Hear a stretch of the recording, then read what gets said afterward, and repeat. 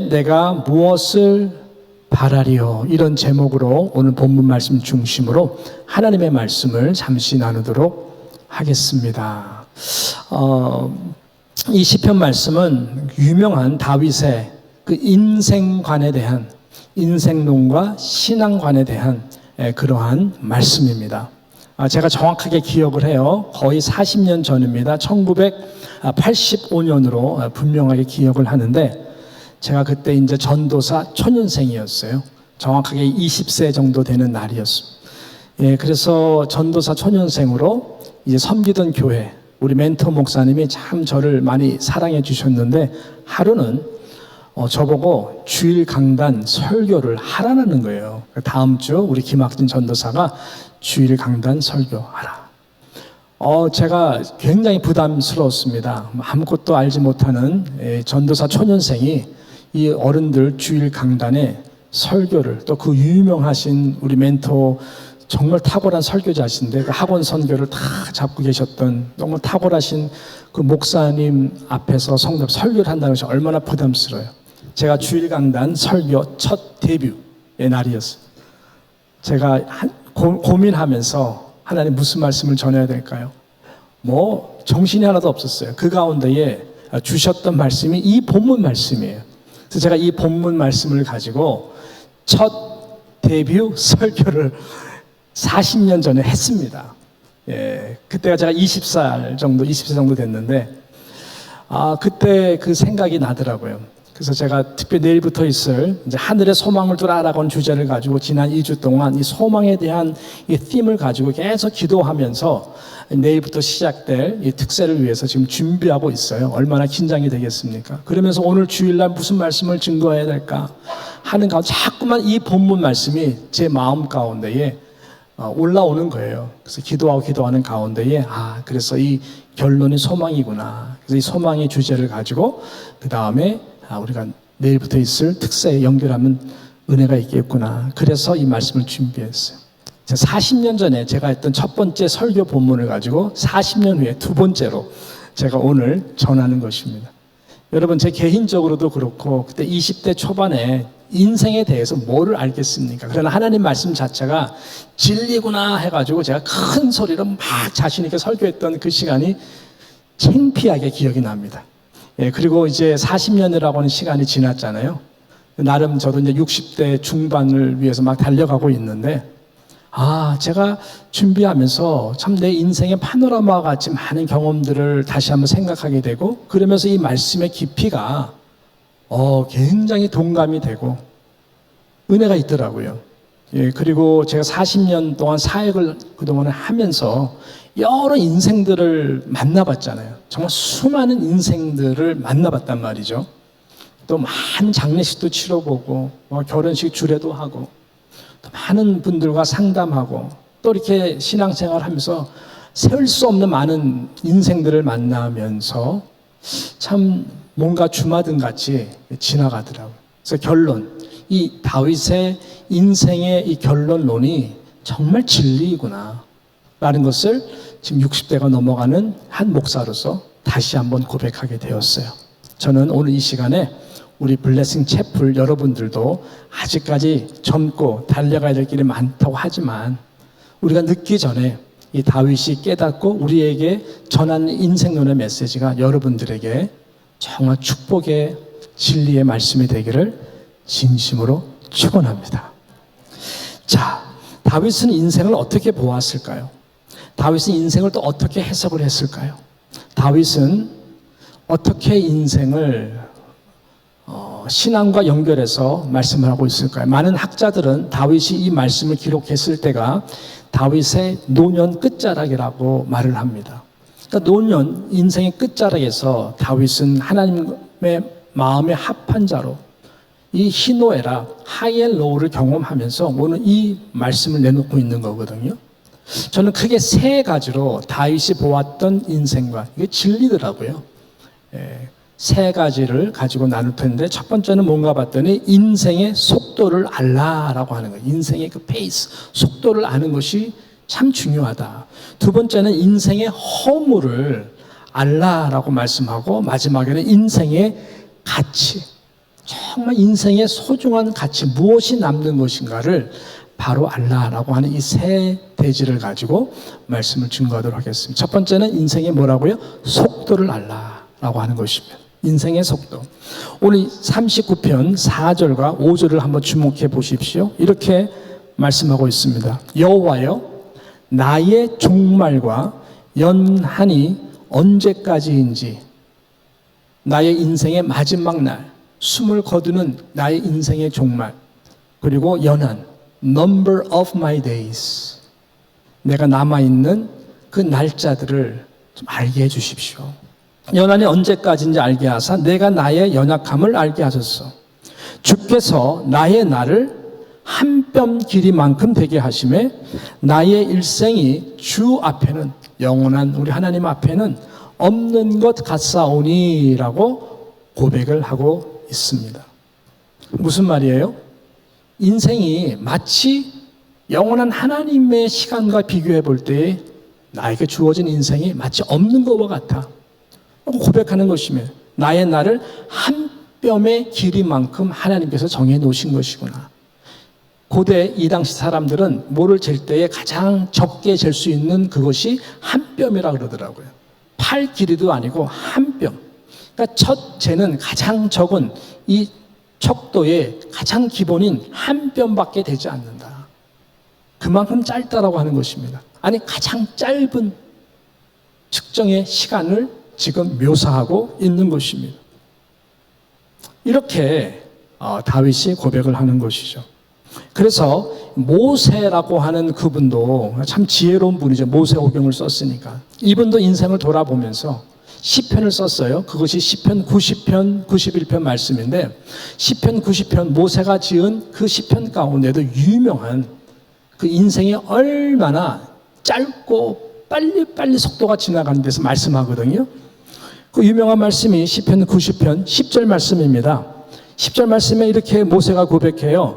우리의 연수가 70이요 강건하면 80이라도 그 연수의 자랑은 수고와 슬픔뿐이요.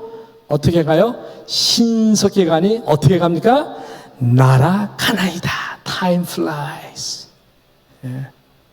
이렇게 신속히 날아간다라고 고백하고 있습니다. 여러분, 인생이 정말 그래요. 내가 젊고 남아있는 시간이 많으면은 이렇게 날아간다. 뭐 정말 time flies. 우리가 뭐 한 해를 돌아보면서 2013년 정말 날아갔다. 너무너무 빨리 지나갔다. 그렇지만 남아있는 2024년도를 바라보고 남아있는 나의 인생을 볼 때에 나의 인생은 아직까지 많이 남아있어.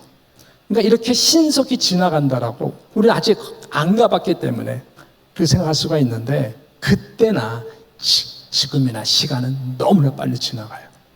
너무나 빨리 지나가는 것이 진리입니다. 저희 어머님이 92세세요. 아직도 살아계세요. 귀가 안 들리셔가지고 전화로 통화를 못 하세요. 근데 제가 LA에 1년에 한 번 정도 가면은 어머님이랑 같이 대화를 하는데, 청정기를 딱 하셔가지고 천천히 말하면서, 모르시면 글 써가면서 소통을 해요. 그럼 제가 항상 물어보는 질문이 있어. 엄마, 이렇게 90세까지 사셨는데, 91세까지 사셨는데 인생 어때요? 여기까지 오시는데 지겨우셨어요? 등등 물어봐요. 그럼 저희 어머니는 항상 똑같은 대답. 마음은 똑같은데 옛날 때라는 게, 옛날 황해도 분이신데 소녀 때 정말 그 고향에 그 진달래꽃 봄 여름 가을 겨울 우리 어머니 꽃을 무지무지 좋아. 그래서 꽃꽂이를 교회에 오랫동안 하셨어요. 꽃을 정말 좋아하세요. 예, 마음은 똑같다라는 거예요. 근데 이게 쭈글쭈글 늙고, 그리고 너무나 빨라. 너무나 빨라. 똑같은 말씀하세요. 제가 지금 60세 좀 중반에 간다 그랬잖아요. 저 마음 똑같은 청소년이에요. 믿거나 말거나 청소년이에요. 근데 이게 몸이 옛날같이 안 움직여요. 옛날엔 굉장히 민첩했던 것 같은데 너무나 안 움직이고, 나도 거울 보면은 목에 주름살이 이미 왔고, 아무튼 그래서 정말 그때 어머니 나이 가도 똑같겠구나, 그런 생각을 미리 안 할 수가 없는 것이죠. 인생이 손 한 뼘 같아요. 질문 한번 해볼게요. 성경에서 가장 오래 산 사람이 누군지 아시는 분? 누굴까요? 무드셀라죠. 무드셀라라고 하는 분이 성경에서 제일 오래 살았어요. 창세기 5장에 나와요. 몇 세까지 살았을까 이분이? 969세까지 살았어요. 성경에 나오는 가장 오래 산 사람이에요. 거의 10세대를 살았어요. 그러니까는 그 10세기를 사신 분이에요. 10세기를 살았으니까 얼마나 인생이 천천히 살았을까. 그 사람 인생이 얼마나 길었을까. 근데 성경은 그렇게 기록하지 않아요. 이 창세기 5장에 보게 되면은 이 무드셀라에 대해서 너무나 짧게 간단해요. 그냥 인생. 복잡하지가 않더라고요. 5장 25절에 보면은 이렇게 말해요. 무드셀라는 뭐라 그래? 187세에 무슨 일을 했어요? 라멕을 낳았고 첫 아들을 낳았다. 라멕을 낳았다. 기록하는 거예요. 26절에 보니까 라멕을 낳은 후에 782년을 지내면서 자녀를 낳았고 또 다른 자녀들을 낳은 거예요.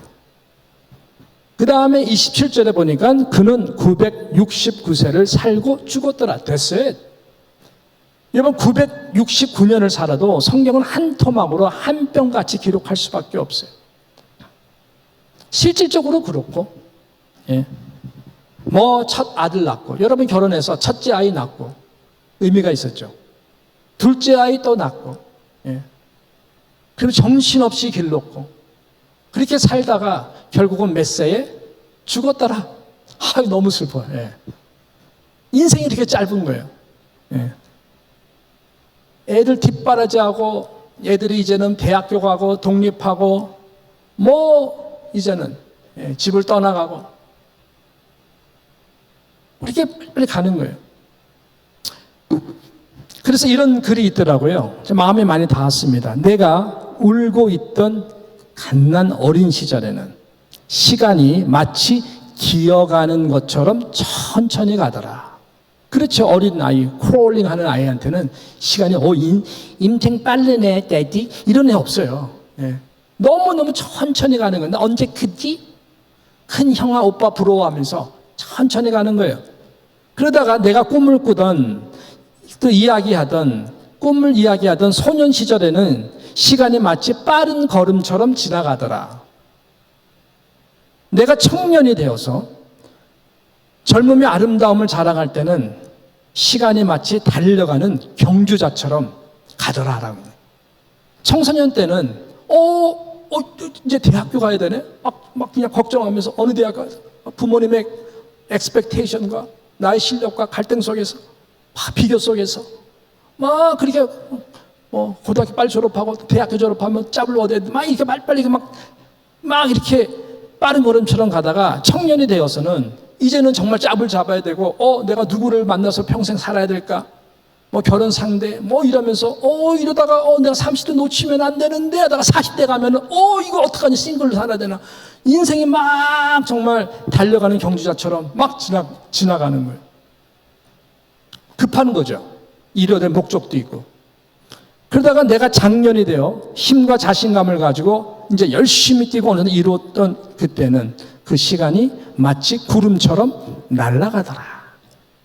구름처럼 날아가더라. 구름이 훨씬 더 빠르죠. 달려가는 사람보다. 그렇지만 이게 잡을 듯 슉슉슉슉 날아가는.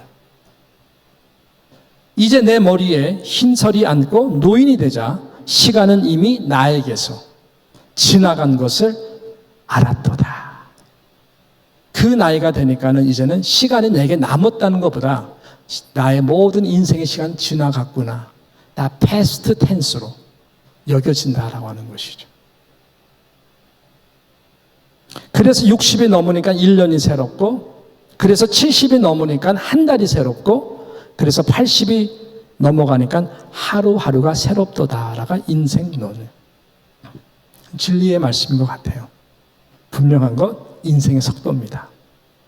거기에 그 누구도 피해갈 수가 없는 것입니다. 여러분, 이것을 아는 것이 굉장히 중요합니다. 인생의 속도. 다윗이 두 번째로 고백하는 이 인생론에 대한 이 어떤 그 해석과 신앙관이 있는데요. 두 번째는 뭔가 봤더니 인생의 허무를 알라라고 이야기를 해요. 많이 들어본 이야기죠. 인생은 허무하다. 근데 정말로 신앙 안에서 인생이 얼마나 허무한가를 알라라고 말을 해요. 자, 39편 5절 뒷부분에 이 말씀을 하고 있습니다. 사람은 그가 든든히 서 있는 때에도, 사람은 그가 든든히 서 있는 때에도, 든든히 내가 섰다라고 선포하는 그 시간입니다. 사람이 그 든든히 그가 서 있는 때에도 진실로 모두가 허사뿐이니이다 셀라라고 말씀하고 있어요. 영어 단어에 보게 되면은 피나클이라고 하는 단어가 있죠. 들어보셨죠? 피나클. 저는 이 단어를 되게 의미 있게 생각을 합니다. 이 피나클의 친척이 되는 단어가 피크입니다. P-E-A-K. 피크. 픽이다, 피크다. 그렇게 얘기하죠. 친척이 되는 단어인데 쓰는 정확한 용도가 좀 컨텍스트가 달라요. 그래서 피나클과 피크는 친척이지만 실은 쓰는 용도가 달라서 똑같다고 말을 할 수는 없어요. 근데 친척이죠. 비슷한 의미가 있으니까 피나클이라고 하는 이 단어가 원래 쓰이는 컨텍스트는 건축물을 가지고 이야기할 때에 뾰족한 탑, 가장 높죠. 건물에서 가장 뾰족한 탑을 얘기할 때 피나클이라고 이야기를 하죠. 거기서 조금 더 확장되고 확대되어서 피나클이라고 얘기할 때는 뾰족한 산 정상, 그렇게 이야기를 하고, 그 다음에 더욱더 산 꼭대기 얘기할 때에 피나클이라고 단어를 써요. 근데 그것을 잘 대처할 수 있는 말이 피크거든요. 산 봉우리, 특별히 산의 가장 높은 산 정상을 얘기할 때에 우리는 피크다라고 이야기를 합니다.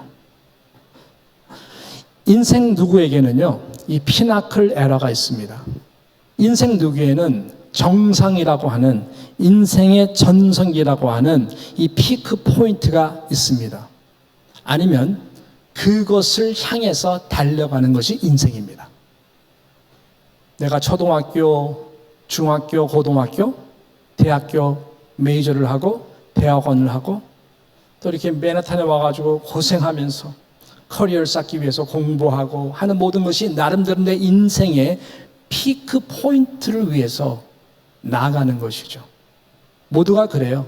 말단 사원서부터 이 프로모션이 얼마나 중요해요? 나름대로 그 분야에서, 그 일에서 모두가 피크를 향해서 더 월급을 주고 더 알아주고 또 중요한 영향력 있는 인물이 되도록 하기 위하여 많은 사람들이 그 피크를 향해서 간다라고 하는 것입니다. 그리고 인생을 다 돌아보면은 내 삶 가운데에 높건 작든 상관없이 내 인생의 피크 포인트들, 피나클 에라의 포인트들이 있습니다.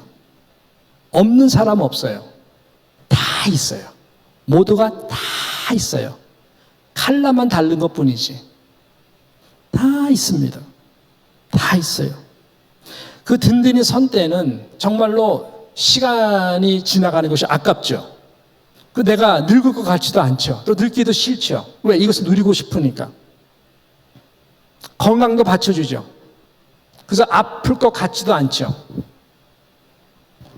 그리고 개인의 창고에는 그런 시간들을 해서 축적한 나름대로의 그 미래를 위해서 준비하고 축적한 것들이 많이 있을 때는 든든하죠. 정말 든든히 쓴 것 같죠.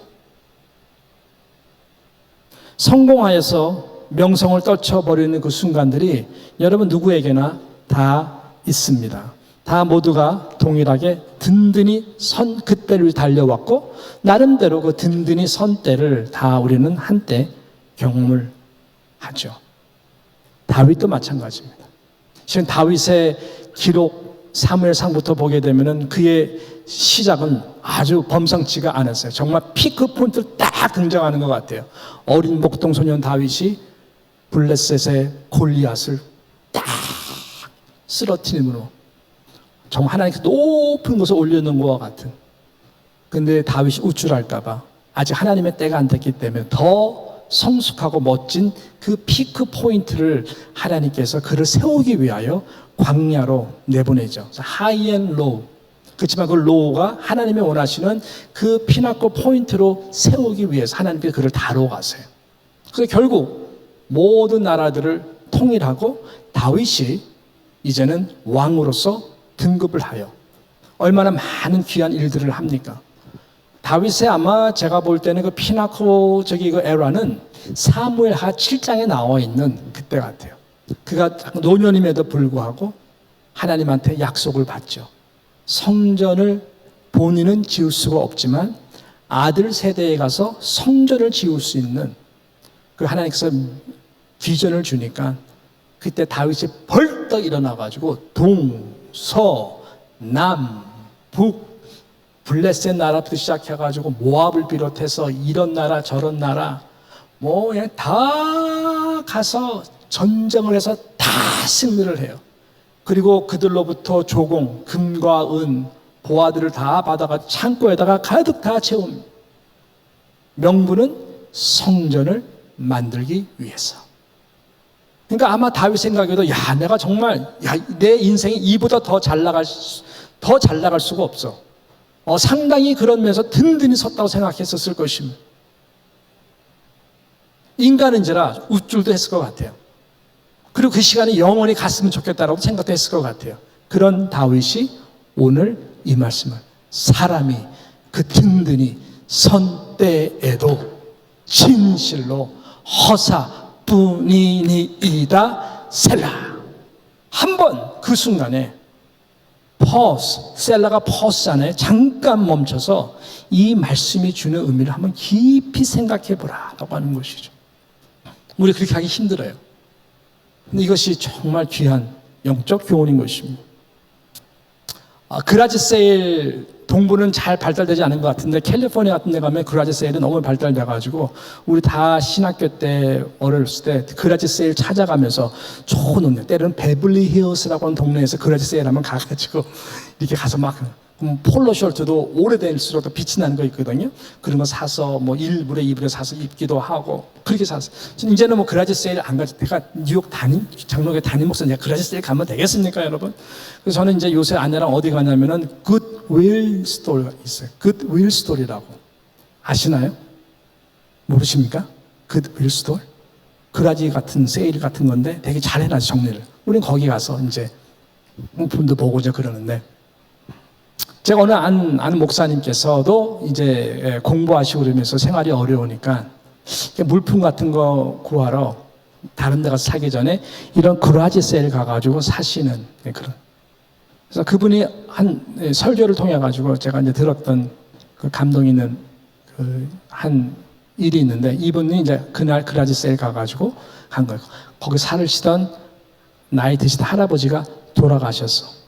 예, 그분의 지인들 또 먼 친척들 등등 해서 다 그냥 그 물품 갖다가 바깥에 놔둬가지고 그라지 세일을 하는 거예요.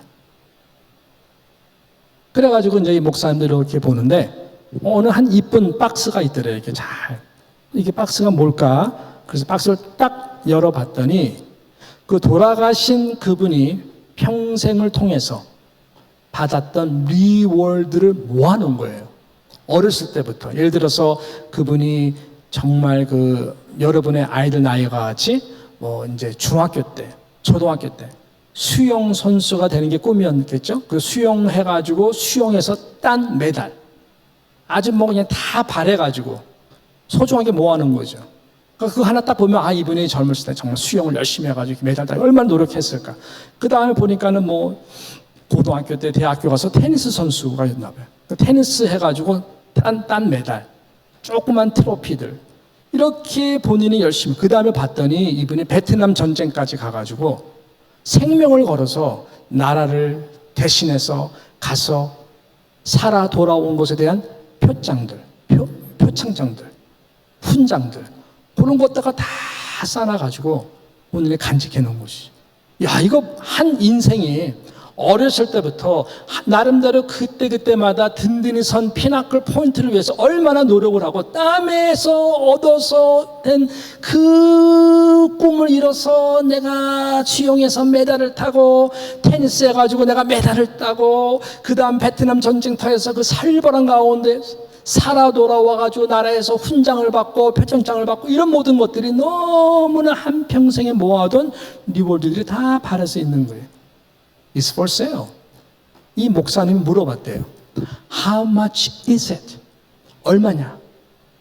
근데 거기서 이렇게 파는 사람들이 바빠서 그런지 성의 없게, 관심 없게, what? $10? $10. 그래서 $10? 예, $10. 가지든지 말든지. 예.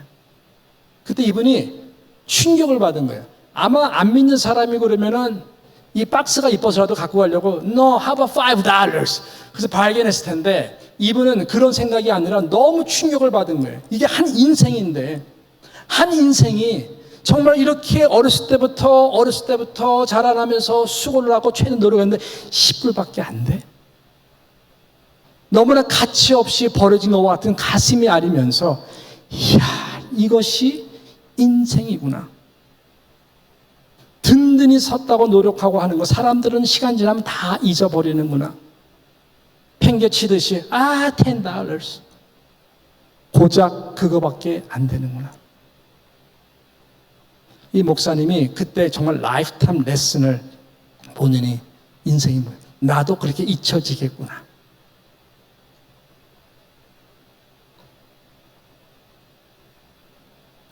다윗이 인생을 정말 돌아보면서요. 지금 그 말씀을 하고 있는 것이고 이 감춰져 있는 말씀이지만 오늘 39편 여러분 12절과 13절을 보세요. 12절 마지막 이 두 구절이 굉장히 의미가 있어요.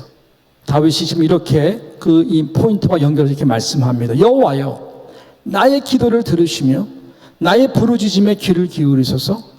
내가 눈물 흘릴 때에 잠잠하지 마옵소서. 지금 노년 가운데에도 다윗은 너무나 고독하고 너무나 힘든 거예요. 그래서 기도를 지금 하고 있어요. 그러면서 뭐냐면 나는 주와 함께 있는 뭐라고요? 나그네이며 나의 모든 조상들처럼 떠도나이다. 13절 주는 나를 용서하사 내가 떠나 없어지기 전에 나의 뭐를? 건강을 회복시키소서. 나를 용서하사. 하나님 내가 섰다고 내가 뭔가 이룬 것 같이 내가 하나님의 사랑을 받는 것 자체도 내가 자랑하고 이렇게 하나님의 왕국을 이루은 것처럼 든든히 섰다고 했을 때 나의 그 교만함, 영적 교만함, 인생은 다 결국 이렇게 지금 마지막에 눈물 흘릴 수밖에 없고 그냥 건강 하나도 내 스스로가 아무것도 이 건강에 대해서 책임질 수가 없으며 건강 하나도 고칠 수 없는 이런 연약한 인생 앞에서 하나님 나를 용서해 주시고 결국은 나그네와 같은 인생 가운데에 영원한 집을 바라보면서 내가 죽기 전에라도 하루라도 하나님 좀 정상적으로 건강한 몸으로 주님 볼 수 있도록 은혜 주시면 안 되겠습니까? 이런 고백하는 것이죠. 이것이 인생이에요.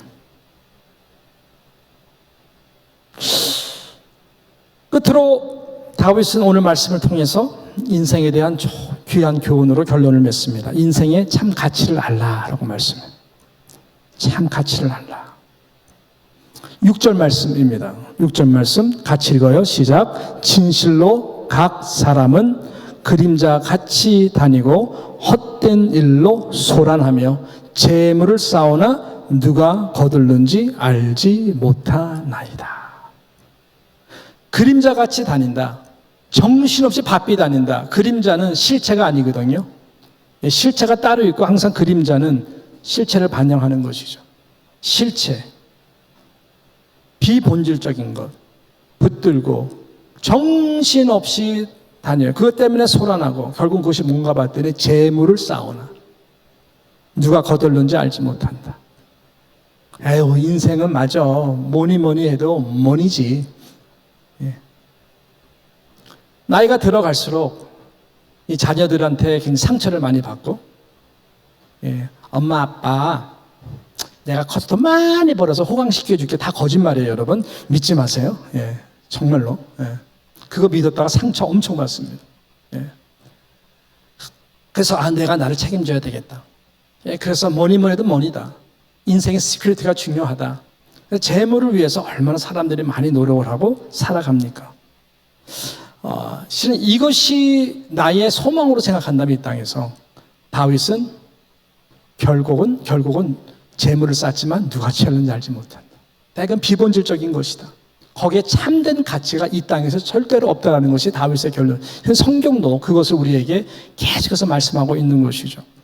야고보서 4장 13절부터 한번 보세요. 한번 잘 들어보세요. 이렇게 말씀하고 있어요. 들으라. Hey, listen. 안 들으니까 강조하는 거예요. 사람이 들어도 오케이, 좋은 말이지. 이렇게 안 들어요. 그러니까 들으라. 너희 중에 말하기를 오늘이나 내일이나 우리가 어떤 도시에 가서 거기서 1년을 머물며 장사하여 이윤. 중요하지 않아요? 장사하는 목적이 돈 벌기 위한 거 아니에요? 이윤. 그래서 이익을 보리라 하는 자들아 이야기를 해요.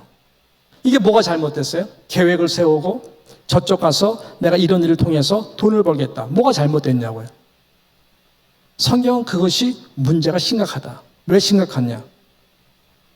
14절 뭐라 그래? 내일 일이에요. 내일 일을 너희가 알지 못하는도다.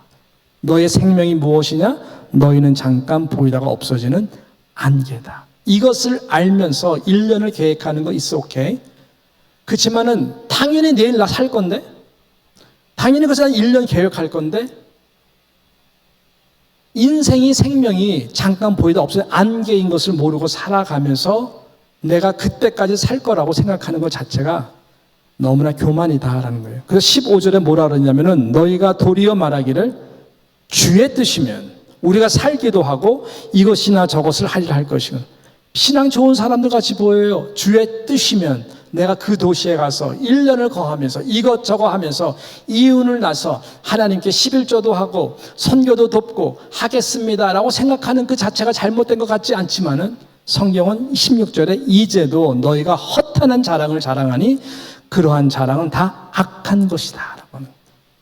다윗의 고백도 똑같은 거예요. 재물을 쌓지만 누가 취하려는지 알지 못한다. 다 그림자 잡는 것과 같다. 여러분, 물질이 귀할까요? 시간이 더 귀할까요? 만약에 1초를 1불로 똑같이 매겨준다면 여러분 1불이 귀해요? 1초가 귀해요? 한번 물어봅시다.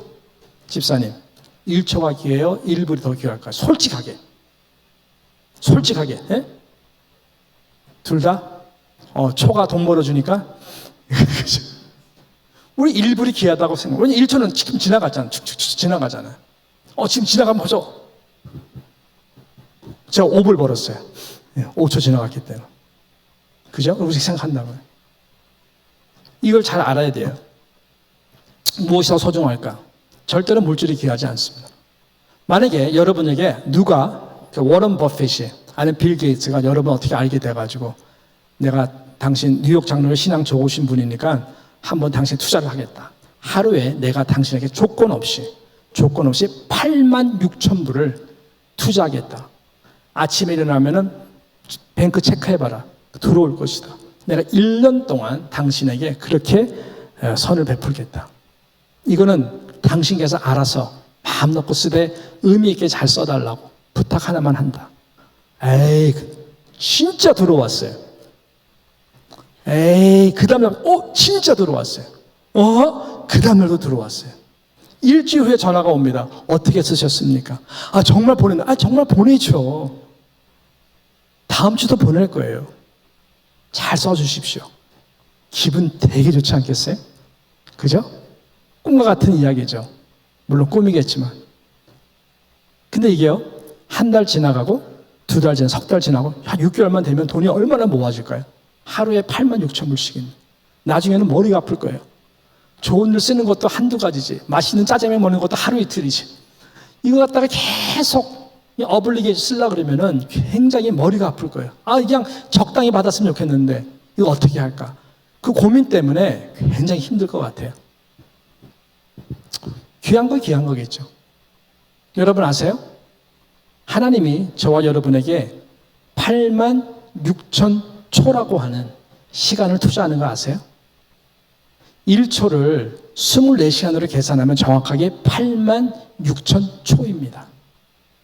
제가 물어봤죠. 1초가 더 소중할까요? 1불이 소중할까요? 보통 사람들은 다 1불이 소중하다 그럴까요? 그것이 진짜라면 그렇지가 않아요. 암투병 말년하는 사람에게 의사가 권위로 당신 오늘이 마지막입니다. 하루밖에 남지 않았습니다. 오늘 하루를 못 넘길 것 같습니다. 그래요. 청청병력과 같은 이야기. 실은 그런 일들은 있죠. 비일비재합니다. 하루를 못 넘기면 거의 하루를 못 넘겨요. 의사가 이렇게 선포를 해버리면 하루 안에 다 돌아가시더라고요. 그러면 그런 것을 내가 선포를 받았다. 그런데 그 의사가 능력이 있어요. 당신이 얼마를 주면 내가 24시간을 더 연장시킬 수가 있을 것 같아요. 최첨단. 근데 돈이 너무나 듭니다. 근데 이 환자가 억만장자예요. 그러면 하루 더 어떻게 연장해 드릴까요? 그러면은 제 정신이 있는 사람이고 소통할 수 있는 사람이라면은 그렇게 해 주세요. 얼마가 들든지 제가 돈을 낼 테니까 그렇게 연장해 주세요. 그렇지 않겠어요? 그 누가 내일 죽는데 재산이 이렇게 많은데 that's too much man 그래가지고 누가 거부하겠냐고요. 믿는 사람이라면, 특별히 하나님을 섬기는 사람이라면 100이면 100 제가 본 그 상황 속에서 능력이 있다면 돈을 다 들여서라도 하루를 더 벌 거예요. 나 같으면 그렇게 하겠어요. 24시간 하나님 더 주험으로 주셨으면 어떻게 할까? 어떻게 이 시간을 할까? 하나님 앞에 더 잘 쓰기 위해서 다윗의 고백과 같이 나를 용서하여 주시고, 하나님 돈 때문에 노예가 돼가지고 내 아내한테 잘못한 것, 우리 자식에게 하나님 정말 좋은 가치를 주지 못한 것, 하나님 내가 교회의 직분자로서 하나님 앞에 정말 충성하지 못한 것, 세상의 욕심을 쫓다가 이렇게 된 것, 불쌍히 여겨 주십시오. 그리고 나머지 그 24시간 가운데 정말 나를 사랑했던 사람들을 불러서 용서를 구하고 사랑을 전하고 그 다음에 자녀들에게 축복을 해주고 마지막 소중한 시간을 보내지 않겠어요? 그거 24시간과 어떻게 8만 6천 불과 비교할 수 있냐고요? 비교할 수 없어요. 1초도 그런 찬스 볼 때에 세상 모든 만물과도 바꿀 수 없는 생명과 관계된 시간과 얼마나 소중한 가치가 있는지 몰라요. 그래서 지금 다윗이 그 말을 하는 거예요. 재물을 쌓았지만 누가 취할는지 알지 못하나이다 라고. 저희 매형 한번 얘기했지 않았습니까? 이 재산 얻지 못하는 것 때문에 화가 나가지고 일을 한 번도 안 하시다가 결국은 피를 토하고 암에 걸려서 죽게 되었어요. 저희 누나가 너무나 불쌍했어요. 기적적으로 돌아가시기 2주 전에 예수님을 만났어요. 그 죽음의 병상에서 모든 사람을 저주하고 모든 사람을 원망하고 모든 사람에게 이 자기가 이렇게 된 것에 대한 피의 의식을 가지고 전가했을 때에 저희 어머님도 만나주지 않고 누구도 만나주지 않고 인생을 저주했던 그가 예수님을 딱 만나더니 사람이요, 이 마지막 되면 영안이 열리는데 예수님이 자기를 위해서 서 있는 피 묻은 십자가를 본 거예요. 거기서 완전히 깨졌어요. 그래가지고 2주 동안 저희 어머니도 부르고 용서해달라고 천사와 같은 얼굴로 모든 사람과 같이 있게 다 레컨실리에이션 하고 그 모습을 보고 아들이 완전히 변화돼서 미국의 유명한 교회에 지금 상담가가 됐거든요.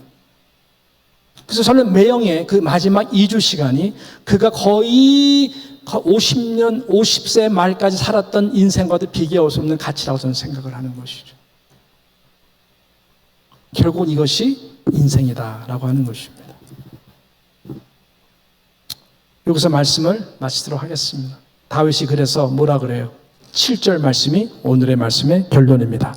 주여 이제 내가 무엇을 바라리요? 그럼 인생이 이렇게 끝나는 건가? 아니라는 것이죠. 나의 소망은 주께 있나이다. 그 소망을 가지고 인생을 결론을 내요. 그래서 다윗이 복받은 인생인 것이죠. 내일부터 하늘의 소망을 두라라고 하는 주제를 가지고 특별 새벽 부흥회가 열립니다. 여러분, 우리 2024년도를 함께 살아가면서 1년 무슨 계획을 가지고 전 축복합니다. 다 이루어지기를 바랍니다. 그렇지만 중요한 것은 내일이 우리의 것이 아니다라고 하는 거예요. 무슨 일을 당하는지 누가 뭘 하냐고요. 내일 일은 난 몰라요. 하루하루 살아. 이것이 대책이 없는 사람이 부르는 복음성가가 아니에요. 굉장히 의미가 있는 거예요. 바라기는 우리 모두가 정말 주님 앞에 소망을 두고 빨리 지나가는 인생, 너무나 든든선 때도 허무한 인생, 정말 재물이 우리의 최고의 가치가 아니라 하늘에 쌓아두는 그 우리의 소망과 그 의미 있는 그런 모든 우리의 인생의 가치관을 가지고 소망으로 살아갈 수 있는 저와 여러분 되시기를 주님의 이름으로 축복합니다. 기도하겠습니다.